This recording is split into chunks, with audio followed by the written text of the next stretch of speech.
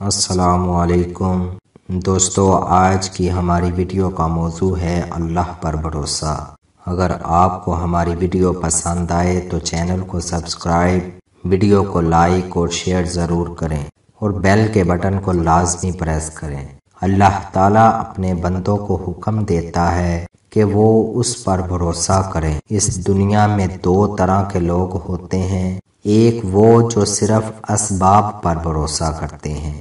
یعنی اپنی طاقت، اپنی عقل اور اپنے پیسے پر، اور وہ لوگ اپنی کامیابی کا کریڈٹ بھی ان چیزوں کو ہی دیتے ہیں، لیکن وہ یہ چیز بھول جاتے ہیں کہ یہ اسباب بھی ان کو اللہ تعالیٰ نے ہی دیے ہیں۔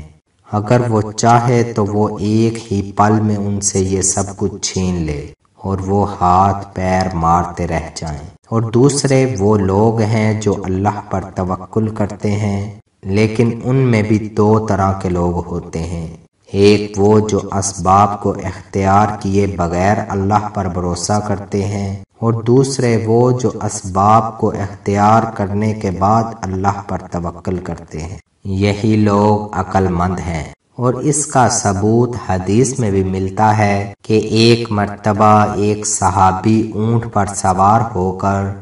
اللہ کے رسول صلی اللہ علیہ وآلہ وسلم کے پاس آئے اور کہا کہ میں اونٹ کو یوں ہی چھوڑ دوں اور اللہ پر بھروسہ کروں،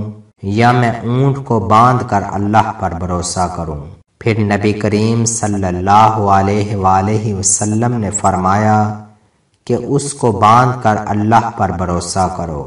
تو اگر بغیر اسباب کے اللہ پر بھروسہ کرنا عقل مندی ہوتا تو اللہ کے نبی صلی اللہ علیہ وآلہ وسلم صحابی کو اونٹ کو باندھنے کا حکم نہ دیتے۔ اور اسی طرح ایک اور روایت میں آتا ہے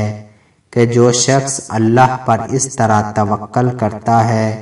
کہ جس طرح اللہ تعالیٰ کا حق ہے، تو اللہ تعالیٰ اپنے اس بندے کو پرندوں کی طرح رزق دیتا ہے جو صبح کو خالی پیٹ اپنے گھونسلوں سے نکلتے ہیں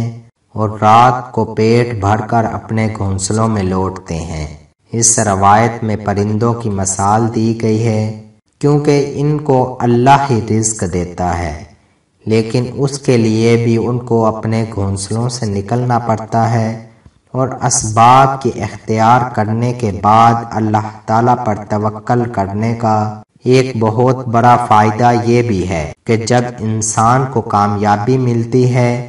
تو وہ تکبر اور غرور کی بجائے اللہ تعالیٰ کا شکر ادا کرتا ہے، اور اگر اس کو ناکامی ہوتی ہے تو اس کو افسوس نہیں ہوتا۔ دوستو، ان سب باتوں سے یہ بات واضح ہوتی ہے کہ ہم سب کو ہر حال میں اللہ تعالیٰ پر بھروسہ کرنا چاہیے، کیونکہ مومن وہی ہے جو اللہ تعالیٰ پر بھروسہ کرتا ہے، لیکن ہمارا توکل ان پرندوں کی طرح ہو جو اللہ کے عطا کردہ رزق کو تلاش کرنے کے لیے اپنے گھونسلوں سے باہر نکلتے ہیں۔